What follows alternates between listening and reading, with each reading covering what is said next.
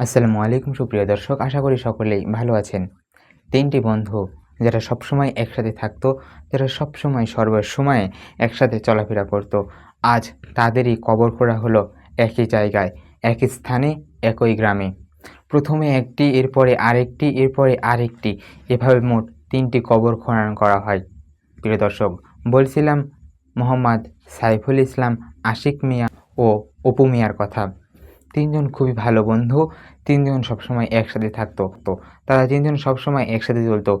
কিন্তু ভাগ্যের নির্মম পরিহাসে এই ৩ জন বন্ধু একই সাথে একই দিনে প্রায় একই সময়ে দুনিয়া থেকে বিদায় নিলেন এই পৃথিবী থেকে। কিভাবে হয়েছিল তাদের এই ঘটনাটি? কিভাবে তারা বিদায় নিল দুনিয়া থেকে? কিভাবে তারা দুনিয়া থেকে ৩ জনই একই সাথে বিদায় নিল? চলুন দেখে আসা যাক। ৯ জুন সোমবার রাতে নরসিংদী জেলার শিবপুর উপজেলার বান্দারদিও গ্রামে এই ঘটনাটি ঘটে।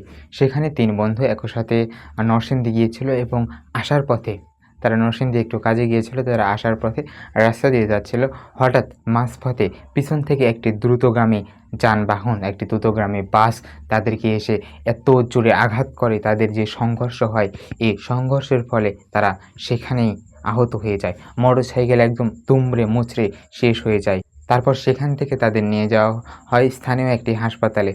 যাওয়ার পথেই ২ বন্ধু ইন্তেকাল করেন এবং বাকি যে এক বন্ধু থাকে তাকে নিয়ে যাওয়া হয় ঢাকাতে উন্নত চিকিৎসার জন্য। কিন্তু তাকেও আর বাঁচানো যায়নি, সেও মারা গেছে এবং তাদের জন্যই একই গ্রামে একই জায়গায় ৩টি কবর খনন করা হয়েছে এবং তাদেরকে সেখানে সমাহিত করা হবে।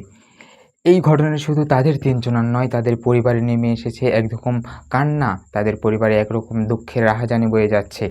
প্রিয় দর্শক, এটি শুধু ওই ৩ জনের উজ্জ্বল ভবিষ্যৎ নষ্ট নয়, একটি পরিবারের জীবন নষ্ট, একটি মা-বাবার রাহাজানি, একটি মা-বাবা কান্না করছেন, মা-বাবারা কান্না করছেন, সবাই হতাশায় ভুগছেন। একটু সতর্ক থাকলে কি এই দুর্ঘটনা এড়ানো যেত না? অবশ্যই যেত। আপনি একটু যদি সতর্কতা হতো সবাই যদি ট্রাফিক আইন বা রাস্তার যে নিয়মকানুন আছে সেগুলো মেনে চলতো, তাহলে অবশ্যই এই ভয়াবহ দুর্ঘটনা থেকে এড়ানো যেত। আর দেখতে হতো না তাদেরকে এই ৩ বন্ধুর লাশ, আমাদেরকে আর দেখতে হতো না তাদের ৩ জনের কবর একই জায়গায়। প্রিয় দর্শক, রাস্তায় চলাচলের সময় কখনোই মোটরসাইকেলে ৩ জন ওঠা উচিত নয়। সর্বোচ্চ ২ জন এবং প্রত্যেকের মাথায় হেলমেট থাকতে হবে।